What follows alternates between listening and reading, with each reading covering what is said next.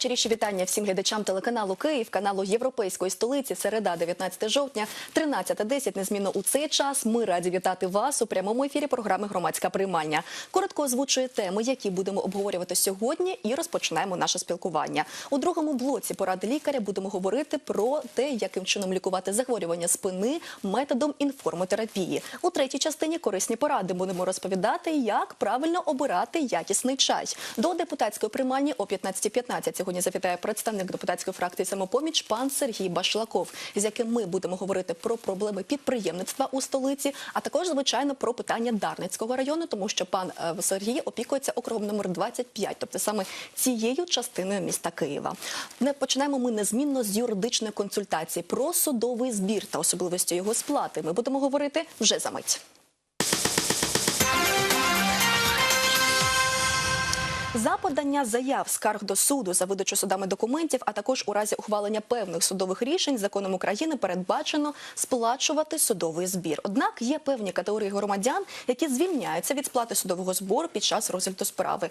Отже, хто і куди має сплачувати і які саме існують особливості сплати судового збору, нам сьогодні розповідає юрист пан Дмитро Шаповал. Пане Дмитре, дуже рада вас вітати в нашій студії. Добрий день. Дякую за запрошення. Добрий день.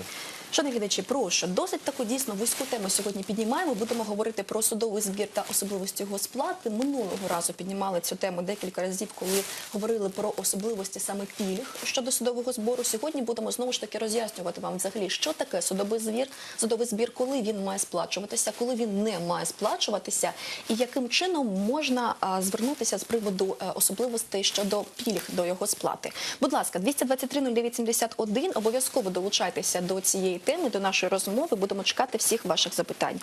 Пане Дмитре, починаємо з вами з загального запитання. Все-таки давайте роз'яснимо детально, що ж таке судовий збір і коли його слід сплачувати. Прошу.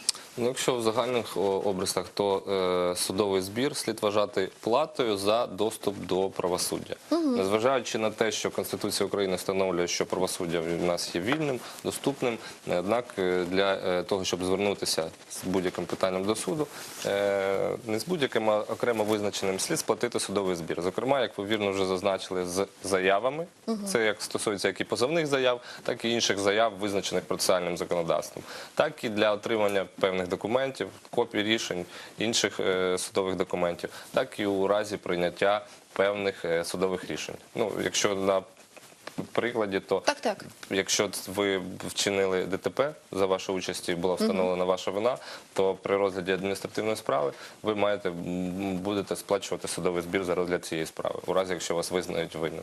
Так, тобто, в принципі, за всі дії, майже за всі дії, які слід пов'язувати з судочинством, ми маємо сплачувати певні кошти, правильно? Ну, не можна казати за будь-які дії. Якщо ви просто звернетесь до суду з якимось загальним питанням, а не для розв'язання судового спору, то за це не буде необхідності сплачувати судовий збір. Якщо ж ви звертаєтесь безпосередньо з позовною заявою, скаргою або з заявою про видачу документів, то так, слід буде сплатити судовий збір у визначеному розмірі. Тобто платниками судового збору є ті люди, які дійсно є потенційно учасниками саме судового розгляду великого, правильно? Або мають якесь опосередковане відношення до судового розгляду. Ну, тобто це можуть бути особи, які не приймали участь у справі, однак їх права та інтереси були зачеплені при розгляді цієї справи. Так, дякую дуже. Давайте ми на такому якомусь прикладі розглянемо алгоритм, яким чином він сплачується судовий збір і в якому саме періоді часу.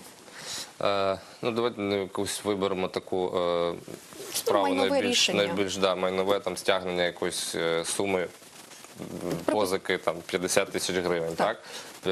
Якщо це в нас сторони спору дві фізичні особи, тобто там одна одній надала в позику кошти, особа позикоотримувача не повертає кошти, позикодавець звертається до суду.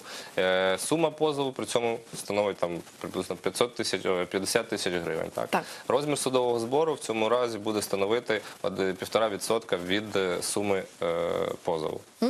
Цю суму слід сплатити, якщо особа не має пільг щодо її сплати, то цю суму сплатити необхідно перед зверненням до суду і додати оригінал платіжного доручення про її сплату або квитанцію з банку, чек з платіжного терміналу, ну, будь-який підтверджуючий документ, додати до матеріалів позовної заяви. Тобто ще перед тим, як взагалі людина подає позовну заяву, вона вже має обов'язково сплатити Так, суд? вже має обов'язково сплатити, однак є виключення, визначені законодавством, коли особа, якщо її матеріальний стан не дозволяє їй сплатити судовий збір в повній сумі або одночасно зі зверненням, вона може до заяви додати не квитанцію про сплату судового збору, а заяву про відстрочення або розстрочення сплати судового збору. Тобто у разі відстрочення, ми розуміємо, що ця момент сплати судового збору, він просто відстрочується на якусь певну дату, яку визначить суд, однак ця дата не може бути пізніше, ніж вирішення спору, тобто прийняття рішення у справі. Це щодо відстрочення. Якщо розстрочення, то суд може розстрочити, розбити суму судового збору частинами, і позивач по справі буде сплачувати відповідною частиною, визначеному суддєю порядку. Так, дуже Крім дякую. того, може також, вибачте, прошу. зменшити суму судового збору, тобто три альтернативи. Якщо ваш майновий стан є незадовільним, то суд може зменшити вам судовий збір, відстрочити або розстрочити сплату судового збору. От ми ще поговоримо про те, наскільки часто взагалі суди йдуть на такі поступки після запитання. Добрий день, слухаємо вас. Добрий день. Добрий день. Скажіть, будь ласка, який судовий збір береться, коли розводиться розподіл майна між супругами? І тепер питання. І друге питання, от ви розказали, що можна звернутися до суду по роз'ясненням. От людину, коли, допустим, звільнили, да, і він не вирішив судову порядку, не спів. А щоб роз'яснили, правильно звільнили, чи ні. Допустим, там по контракту, а він на больничний був. Так. Дякую. Дуже дякуємо вам. Дуже дякуємо. Прошу. Тією фразою, що немає необхідності сплачувати судовий збір при будь-якому зверненні, я хотів відокремити, що Так. просто прийти до суду і спитати, а чи є справи у провадженні суду за моєю участю, то це не потребує сплати судового збору. Так? Та інформація, яку запитав дозвонювач, то це вже стосується якоїсь конкретної справи. Дізнатися цю інформацію можна безкоштовно. Однак її нададуть, якщо ця особа безпосередньо має відношення до цієї справи. Тобто або є стороною справи, або, як я вже зазначив, є якоюсь третьою особою, права якої порушено. За це сплачувати судовий збір немає необхідності. Так, дякую дуже. А от з приводу розподілу майна між подружжям, чи є Так, там якщо якісь нюанси? судовий збір за сплату, взагалі, якщо ми так будуть дозвонювачі дзвонити, питати конкретний розмір судового збору, то не буде зовсім доцільно так робити. В даному випадку при розгляді справи про розподіл майна при розлученні подружжя, судовий збір буде становити 1% ціни позову. Тобто ціна позову в цьому разі буде визначатися загальною вартістю майна, щодо якого буде спір. Для цього про його потрібна оцінка розподіл. майна, правильно я розумію? Або якщо неможливо встановити його вартість, то буде зробити, можна не обов'язково в ідеальному випадку, так, це проведення оцінки майна, це буде безперечним доказом того його вартості. Однак можна іншим шляхом визначено. Наприклад, якщо це стосується квартири, то ми можемо визначити її або за ринковою вартістю, яка склалася, або за вартістю, зазначеною, наприклад, в договорі купівлі-продажу цієї квартири. Звичайно, якщо цей договір купівлі-продажу не був укладений там декілька століть або десятків років назад. Так. І слід зазначити, що ця сума 1% ціни позову, наприклад, якщо буде розлучатись подружжя, в них там 10 мільярдів спільного майна, то це не значить, що там декілька мільйонів буде судовий збір. Так. Ця сума обмежена 3 мінімальними заробітними платами.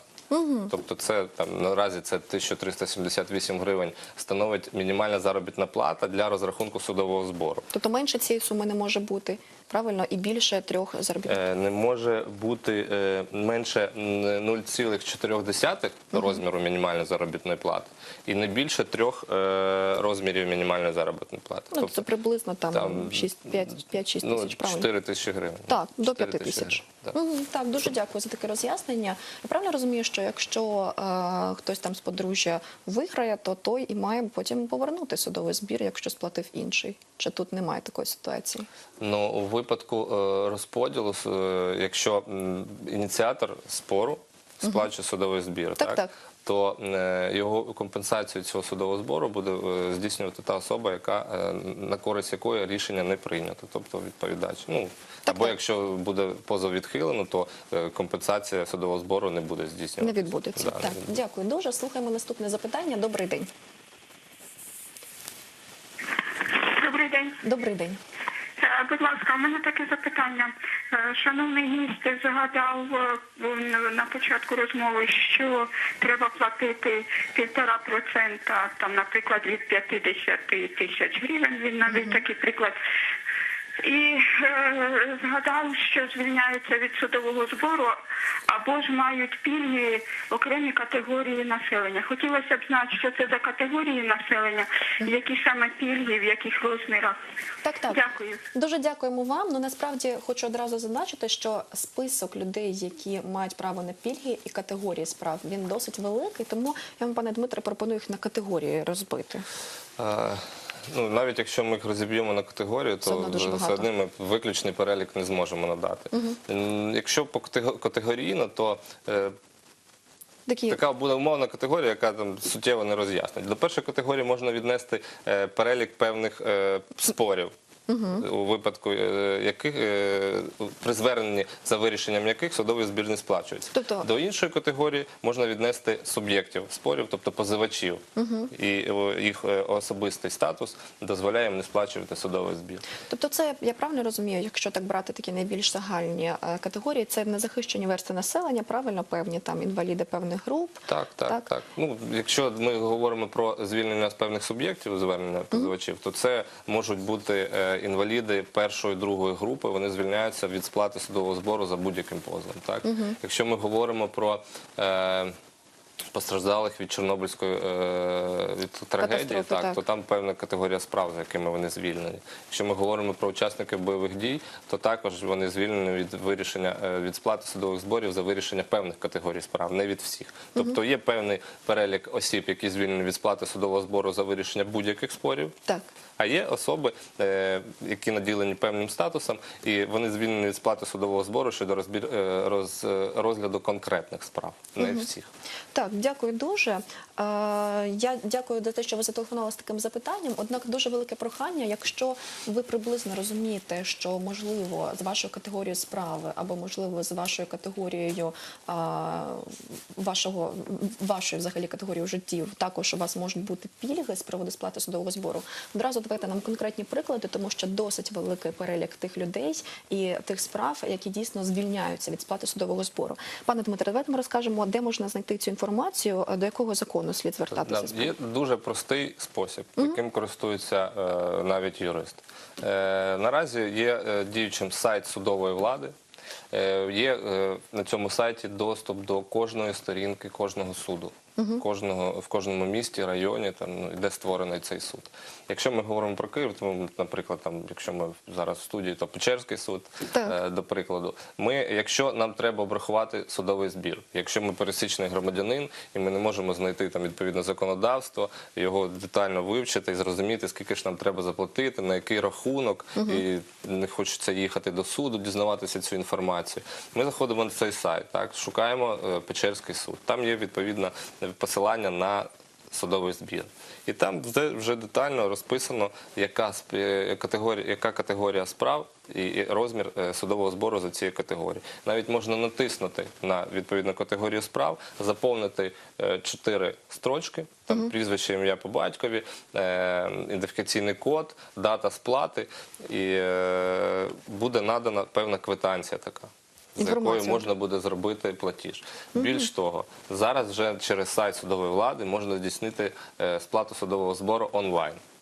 І надати просто роздруківку цієї сплати з сайту, без будь-яких печаток, засвідчень, будь-що іншого. І це буде дійсно буде враховано, оскільки судді наразі мають доступ до бази даних, в якій вони можуть перевірити, чи дійсно було здійснено цей платіж. Тобто, таке суттєве поліпшення і полегшення умов для сплати судового збору. І щоб дізнатися, щоб сплатити. Так, дуже дякую. Повторюсь, сайт судової влади, там вся інформація доступна, обрахуємо. Ми ще впродовж ефіру обов'язково ще раз наголосимо на тому, яким чином це слід робити. Добрий день, слухаємо вас. Добрий день. Добрий день. Зараз ви не чують? Так, чуємо вас. В останній час почастішали випадки виставлення ЖЕКами та іншими установами неправомірних рахунків за ЖКХ. І юристи рекомендують звертатися до суду для того, щоб притягти їх до порядку. Скажіть, яка сплата в даному випадку? Якщо мені неправильно виставили рахунок за використання газу, я можу це доказати. Я хочу звернутися в суд, тому що мій ЖЕК мене ігнорує. В зв'язку з тим, що їх збираються скорочувати, не скорочувати, то есть таке. Так. Зрозуміли, дуже дякуємо. Дякуємо за такий дзвінок. Я ще раз хочу нагадати, ми говоримо сьогодні про судовий збір. Будь ласка, долучайтеся далі активно до нашої розмови. Прошу, пане Дмитре.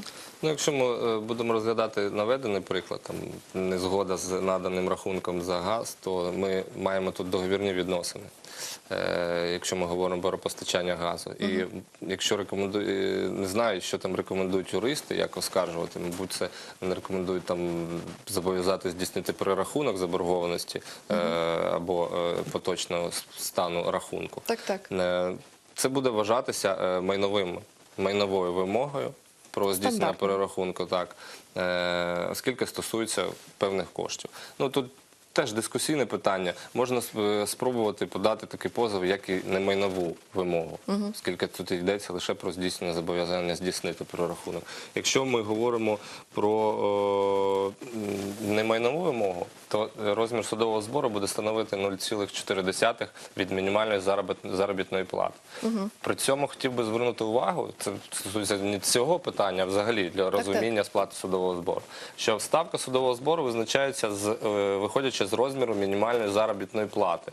Однак варто звернути увагу, що цей розмір вираховується не станом на день сплати, а станом на 1 січня року, в якому здійснюється плата. Тобто наразі на 1 січня 2016 року 1478 гривень незмінно. Так, оскільки з 30 квітня, здається, розмір мінімальної заробітної плати було збільшено до 1450 гривень, то слід обраховувати судовий збір саме з суми 1378. Повертаючись до прикладу, якщо ми звертаємось з вимогою про здійснення перерахунку, то, повторюсь, 0,4% від мінімальної заробітної плати. Це буде становити приблизно 551 гривню. Якщо ви зможете в судовому порядку довести, що ваші права порушено, тобто виграєте справу, то ваш відповідач, в ЖЕК, я не розумію, якщо приклад з газом було, то до чого там ЖЕК, інша особа, то вони вимушені будуть вам компенсувати цю суму судового збору.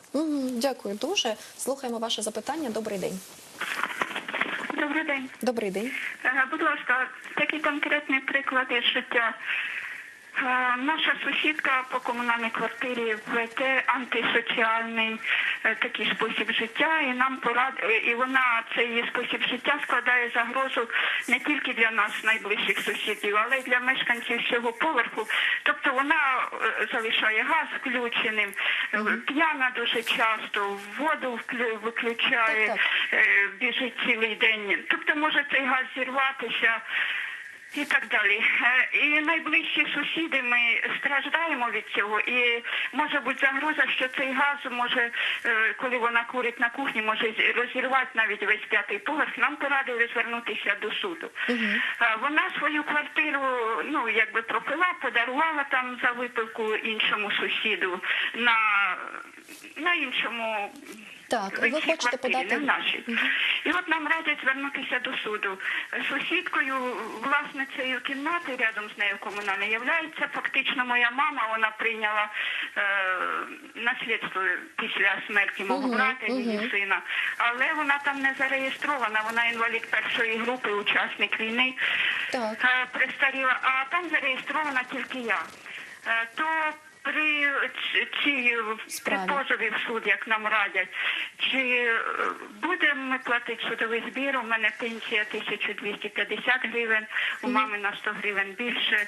І як в такому випадку краще поступити? Чи подавати позов на суд, чи ні? Дякую. Дуже дякуємо. Дякуємо вам дуже за таке запитання, тому що, бачите, пане Дмитре, всі цікавляться взагалі, чи слід зв'язуватися взагалі з цією судовою системою, якщо є такі умови. Дивіться, буде непрофесійно, це некоректно давати давати будь-які поради, там звертатись до суду чи ні. Я не бачучи документів, не володіючи ситуацією. Якщо так в загальному образі, то якщо особі належить право власності на квартиру, ну то вибачте, то вона може там вести будь-який спосіб життя. Звісно, якщо ми говоримо, що вона веде потенційно небезпечний спосіб життя, то порушує правила користування газовим обладнанням, там і інше, що може спричинити шкоду для інших осіб. Ну то це не буде підставою, наприклад, для її виселення. Да?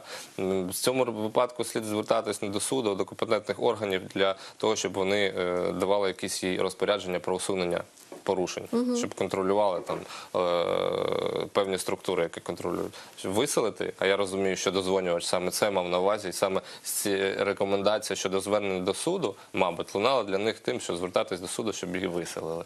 Ну, повторюсь, не буду коментувати таку рекомендацію. Чи ні, так. Якщо ви будете звертатися з вимогою про виселення, то це слід буде сплатити судовий збір. У вашому випадку, у випадку дозвонювача, якщо пенсія становить 1200 гривень, то ви можете отримати довідку про розмір вашої пенсії, звернутися, як я вже казав на початку передачі, до суду з заявою про відстрочення, розстрочення або зменшення сплати судового збору. І суддя конкретно розглянувши цю заяву, прийме відповідне рішення. Чи наявні підстави для звільнення, розстрочення, відстрочення для вас сплати судового збору? Наскільки часто суди йдуть на такі поступки і дають згоду на відстрочення, розстрочення або зменшення? Ну, якщо є достатньо підстав для прийняття такого рішення, то судді йдуть на таке. Тобто, якщо надаються відповідні докази, що майновий стан дійсно є нелегким і особа не може сплатити судовий збір, то судді йдуть на такі поступки. Вони наділені відповідними повноваженнями, тобто можуть і зменшити, відстрочити, тобто ситуація різна. Ну, тобто така практика є і вона Да, використовується. звертаю увагу, що для цього слід надати конкретні докази неналежного майнового стану, тобто його поганого стану. Такими доказами у разі сплати пенсії може бути довідка про розмір пенсії.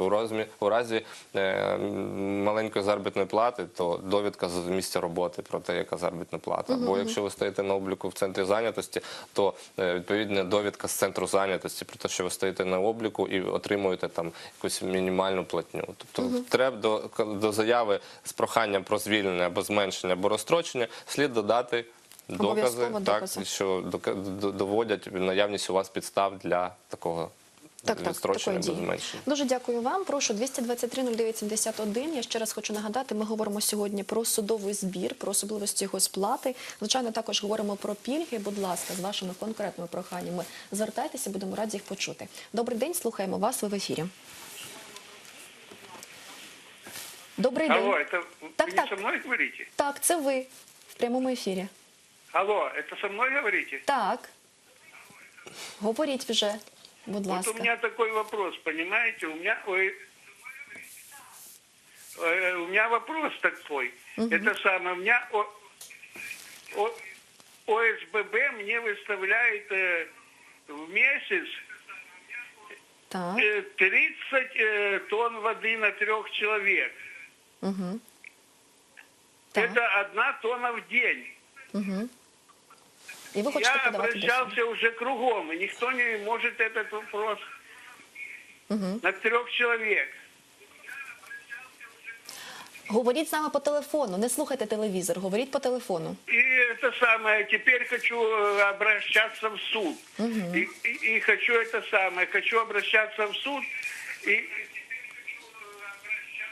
Так, і ви хочете И спитати? вот эти вот сборы, если Чи сборы будуть у вас ответчик будет платить. Дуже дякуємо. Дякуємо за дзвінок. Я ще раз хочу наголосити, ми говоримо сьогодні про судовий збір. І, будь ласка, коли ви нам телефонуєте, будь ласка, слухайте телефон, а не телевізор. Вам буде так простіше спілкуватися, і нам буде простіше вас розуміти. Будь ласка, звертаю на це увагу. 223-09-71, судовий збір. Нагадую тему, будь ласка, долучайтеся далі активно. Прошу, пане Дмитре. Знову ж таки, не буду коментувати Чи питання, чи слідчі? необхідно звертатись, чи ні, то це не буде професійним.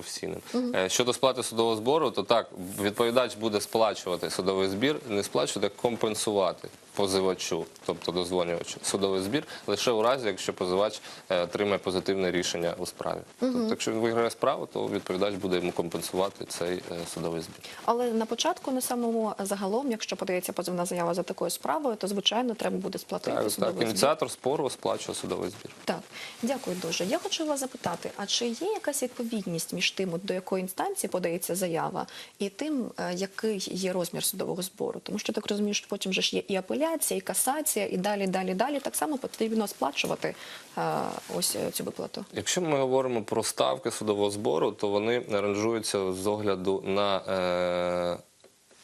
певну категорію справ і також з огляду на певну категорію суддів, які ці справи розглядають. Зокрема, це є загальні суди, господарські суди, адміністративні суди.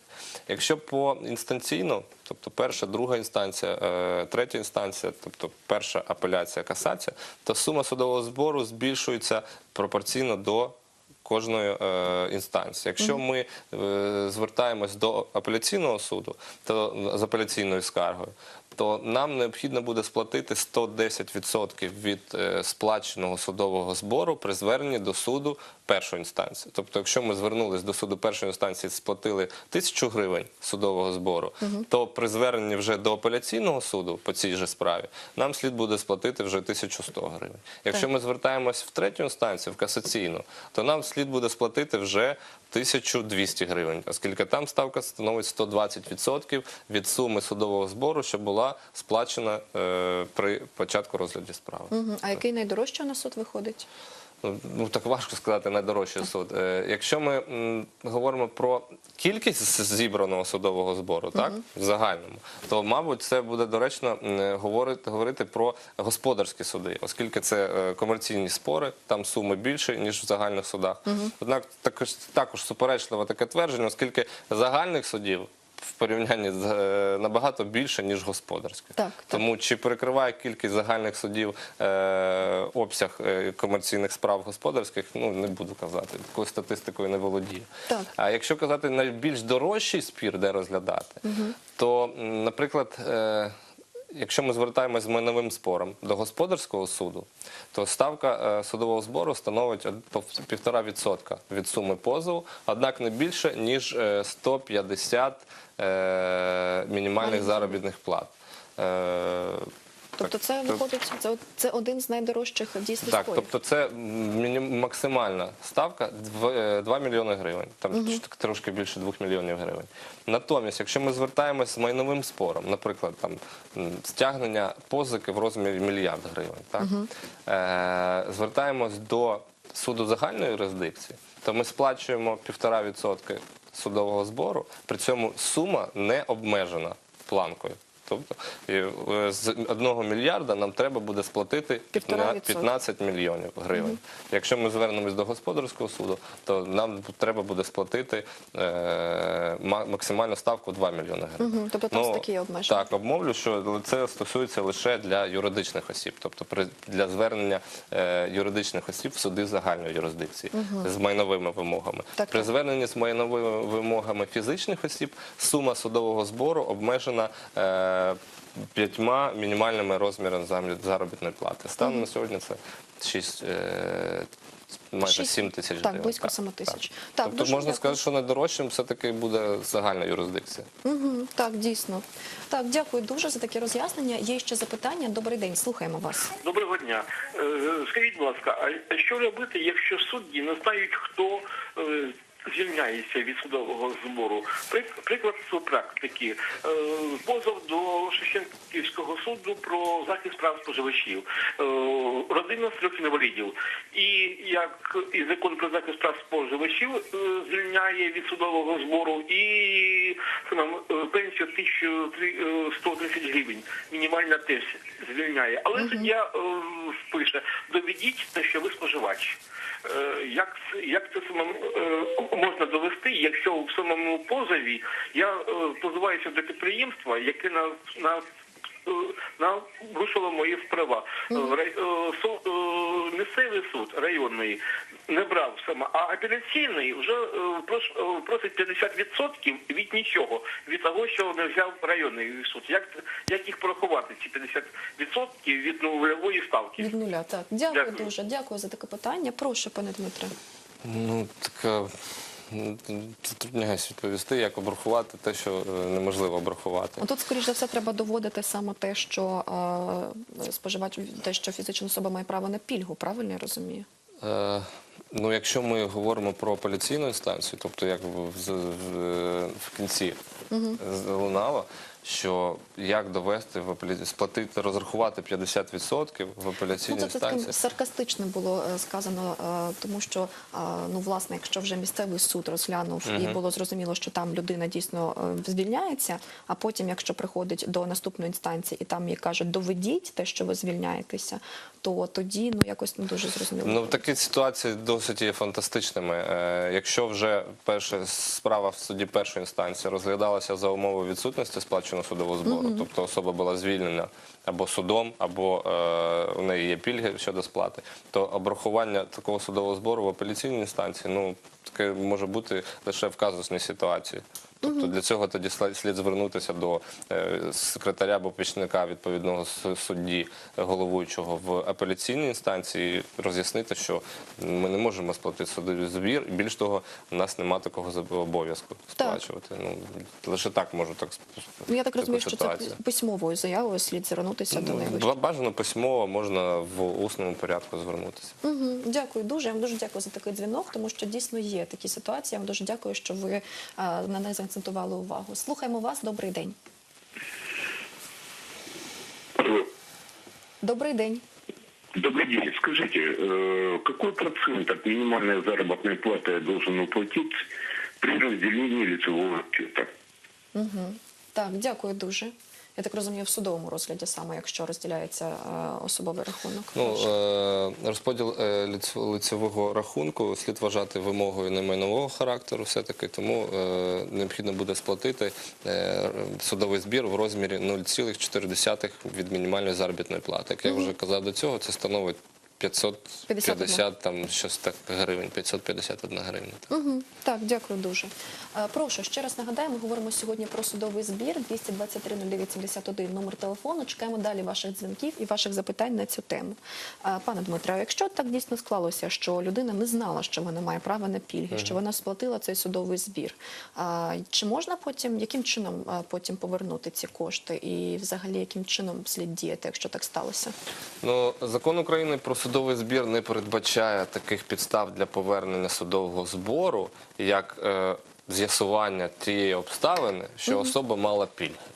Там є виключний перелік обставин, підстав для повернення судового збору. Ну, як я вже казав, серед цього переліку відсутні такі обставини, як з'ясування наявності пільг під час розгляду справи. Тобто, фактично, нема механізму повернення такої плати, тому судовий збір повернення не буде. Тобто правильно я розумію, що якщо людина дійсно там підпадала під ту чи іншу категорію, або справа підпадала під ту чи іншу категорію, і все одно сплатили, то все це вже такий безповоротній шлях, і вже ці гроші ніяк не можна повернути, тільки якщо виграють справу. Тільки якщо виграють справу, або якщо буде один з випадків для повернення судових зборів, там закриття провадження і так інше, тобто визначене перелік повернення судового збору, там є певні підстави. Зокрема, закриття провадження, повернення заяви без розгляду. Якщо лише настануть ці підстави, тоді буде повернути судовий збір.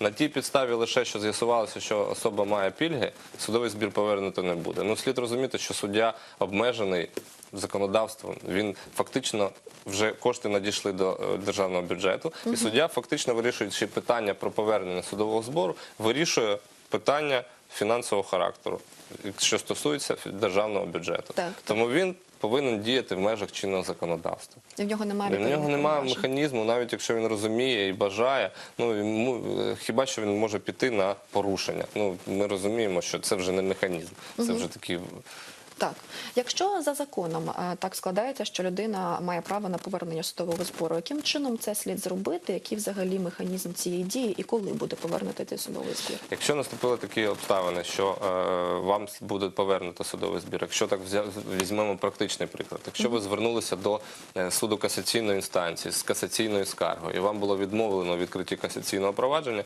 ви маєте право на повернення сплаченого судового збору за подання касаційної скарги. Якщо вам відмовили, ви звертаєтесь до суду з заявою або на практиці зазвичай судді самі зазначають в ухвалі про відмову відкритті касаційного провадження про те, що слід повернути суму сплаченого судового збору. Якщо таке не зазначено, ви звертаєтесь самі з заявою, просите повернути. Суд виносить відповідну ухвалу, ви з цієї ухвали звертаєтесь до органів казначейства, відповідно до територіальної підвідомчості цих органів, і вам повертаються ці кошти на розрахунковий рахунок. А скільки часу відбувається? На практиці все залежить від того, від наповнюваності коштів. Якщо ви звернетесь, наприклад, в грудні, коли ми розуміємо, що там бюджет ще новий не прийнято, вже витрати пройшли, коштів нема, то ви отримаєте десь на початку березня, лютого. Якщо всередині року, то може місяць і навіть декілька тижнів. Так, тобто це, в принципі, немає такого, що там дуже великий час, коли там затримують виплати або там взагалі... В моїй практиці не було, що навіть були значні суми повернення судових зборів з комерційних справ і з цивільних справ. Не було таких суттєвих строків З приводу того, з приводу повернення судового збору. Однак порядок повернення судового збору – це окремий порядок. Якщо ми говоримо, наприклад, це вже не стосується нашої справи, однак, я думаю, теж цікавить наших глядачів, відшкодування шкоди за рішенням Європейського суду. Тобто ті компенсації, які присуджені були сплатою Україною на підставі рішення Європейського суду. То ці сплати відбуваються на підставі окремого положення. І там дійсно є проблема щодо термінів і строків сплати таких зборів, таких сум. В чому саме проблема? Оскільки це окрема стаття бюджетних видатків. Не передбачена? Ні, вона передбачена, однак її наповнюваність відрізняється від тієї статті, що стосується судового збору. Оскільки у разі повернення судового збору, ви повертаєте те, що ви сплатили. Тобто ці кошти десь були, вам їх просто повертають назад. Якщо ви говоримо про компенсацію, то вам просто повинні десь з чогось вийняти ці кошти і віддати. З якихось там резервних фондів і так далі. Тому що з бюджетних відрахувань така стаття видатків дуже погана. Так, дякую дуже. Насправді досить цікавий момент з приводу Європейського суду, тому що розглядаємо також цю тему Європейського суду і жодного разу ще не говорили про те, яким чином повертаються ось ці саме кошти. Прошу, 223-09-71. Я ще раз нагадаю, є невеличка кількість часу для того, щоб ми вас почули. Говоримо сьогодні про судовий збір, про те, хто саме має пільги на сплату судового збору і яким чином взагалі відбувається процес його сплати. Будь ласка, долучайтеся до нашої розмови, чекаємо ваших запитань. Пане Дмитре, якщо позов подається одночасно кількома позивачами, або так званий колективний позов, чи там нюанси з приводу сплати і на кого взагалі покладається ось цей механізм? Є нюанси, там декілька категорій справ, і в залежності від кожної категорії вирізняється, як має бути сплачено. Однак, якщо ми говоримо, наприклад, про колективний позов декількома позивачами з вимогами немайнового характеру, то кожен з позивачів зобов'язаний сплатити судовий збір. Тобто не можна сплатити один раз, і до цього позову приєдналися декілька осіб. Тобто кожен має сплатити суму судового збору, так. Тобто кожен по, припустимо, 1% і всі до подання позовної заяви мають повністю докладатися всі ці документи? Навряд чи буде якийсь позов, в якому буде обраховувати судовий збір в розмірі 1%. Якщо в даному випадку приклад був щодо немайнових вимог, там становить 0,4% мінімальної заробітної плати, то кожна особа зобов'язана буде сплатити 0,4% мінімальної заробітної плати. І потім до позовної заяви додати повністю всі ці квитанції, чеки про інформацію. Знову ж таки, або додати квитанції про сплату, або додати роздруківку з сайту про те, що цей судовий збір було сплачено шляхом сайту судової влади. Угу. Наскільки часто зараз люди користуються саме онлайн-ресурсами? І чи суди приймають ось ці Я можу ось лише з інформацію? власної практики. Ми зазвичай, якщо безпосередньо ми сплачуємо, а не клієнти судовий збір, то ми користуємося з цим сайтом завжди. Ми не ходимо в банк і не сплачуємо, оскільки вже переконалися, ще на початку, коли це нововведення лише з'явилося, були певні переживання з цього приводу. Ми на маленьких сумах з'ясували це питання, що це працює, судді можуть з'ясувати, тому зараз ми і великі суми також сплачуємо онлайн і надаємо ці роздруківки. Ніяких перешкод з цим немає. Ну, принаймні ми не стикалися, і я не чув, щоб були такі І судді приймають і труднощі. нормально до цього ставляться, що немає там такої якоїсь офіційної, правильно розумію, що це немає ніякої взагалі документу про те, що коли подається позовна заява, немає ніякого документу про сплату судового збору. Ну, є лише роздруківка про те, що було сплачено судовий збір через сайт. Роздруківка має бути Да, обов'язково. просто на ніким не зазначено. Звичайно, слід або надати таку роздруківку, або зазначити реквізити цього платежу при поданні позову, окремо в позовній заяві. Ну, щоб судді розуміли, як щоб перевірити, чи було здійснено цей платіж цією особою. Так, дуже дякуємо, пане Дмитре. Давайте ми ще на сам кінець ще раз розкажемо, яким чином люди можуть дізнатися інформацію про те, чи є у них пільги, і ось цей калькулятор судового збору зробити. Так, влучно сказав, саме можна назвати його калькулятором певним, оскільки він обраховує, просто натисканням обраховує суму судового збору, виходячи з категорії справ, виходячи з категорії позивача, ну, чи є в нього пільги, виходячи з суми позову, так, майнового характеру.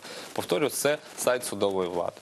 Там є безпосередньо на першій сторінці, в правому куті, є віконце судовий збір. Натискаючи на нього, ви переходите на іншу сторінку, там, де обираєте суд конкретний, який вам цікавий, і судовий збір за подачу заяви або скарги, до якого ви хочете сплатити. Вибираєте цей суд, і там вже буде зазначено і реквізити суду, і, так мовити, цей калькулятор, в якому можна буде це здійснити, оплату. Тобто мінімальна кількість інформації, людина зможе одразу побачити, чи має вона пільги, і яка кількість грошей має бути там сплачена. зазначена вся інформація. Ну, і вона дублюється законом про судовий збір. Якщо доступніше закон про судовий збір, ну, то просто в адрес строці пошуку набрати закон про судовий збір. Там конкретна табличка, і в ній зазначено всі особи, які всі ставки, і нижче зазначено вже категорія осіб, які мають пільги.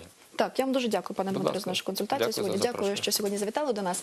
Я нагадаю, що сьогодні про судовий збір нам розповідав юрист пан Дмитро Шаповал. Завершимо на цьому юридичну консультацію. Далі на вас чекають поради лікаря, де сьогодні будемо говорити про методи лікування захворювань хребта живим словом. Дочекайтесь.